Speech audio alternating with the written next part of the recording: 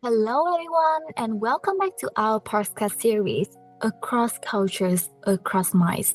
I'm Bing, and today we are moving on to episode 2, where we will talk about personal space and university and in the workplace. Personal space is something we often take for granted. However, what feels comfortable and polite in one culture may feel intrusive or distant in another. These differences can easily lead to misunderstanding, especially in academic and professional environments. Today, I'm joined by Miss Ha, who has experience studying and working in an intercultural environment. Thank you for being here today. Thank you for having me. I'm really excited to share my experience. To begin with, could you describe a situation where personal space caused confusion or discomfort in your intercultural experience? Yes, of course. When I first started working with international college at my university, I noticed that some of them preferred to keep a much larger physical distance during conversations. For example, when I stood closer to explain something on a laptop, they would suddenly step back. At first, I thought they were uncomfortable with me personally or didn't want to interrupt.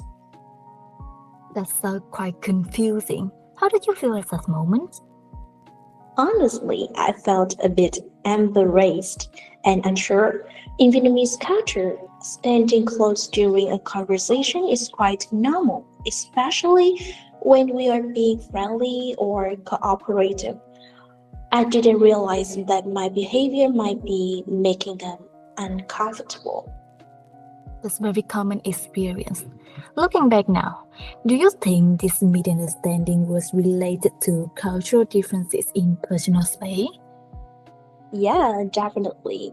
Later on, I realized that many Western cultures value personal space and individual boundaries more strongly.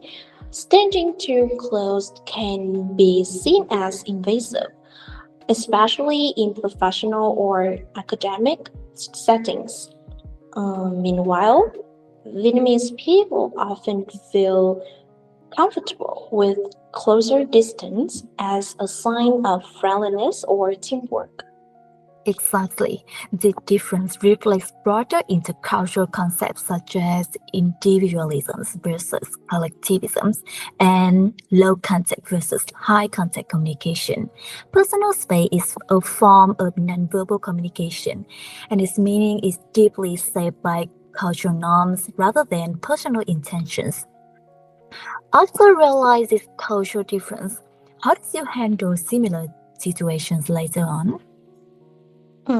I started paying more attention to how others positioned themselves. If they stepped back, I respected that distance instead of moving closer again. I also learned that it's okay to ask polite questions or observe first before assuming what feels normal. That's a great strategy. From your experience, what advice would you give to Vietnamese university students and young professionals? I will say that awareness is the first step. Students should understand that discomfort in intercultural communication is not necessarily personal. Observing body language, being flexible, and keeping an open mindset can really help reduce misunderstandings. Absolutely. To summarize, effective strategies include raising awareness, carefully observation, and open communication. Small adjustments in nonverbal behavior can lead to more respectful and successful intercultural interactions. Before we wrap up, we would like to ask our listeners, have you ever felt uncomfortable or confused about personal space when interacting with people from another culture? Take a moment to reflect your own experience. Thank you so much, Miss Ha, for sharing your story with us today. Thank you. It was a pleasure. That's all for episode 2. In our next episode, we'll talk about gestures that cause misunderstandings across culture. See you next time.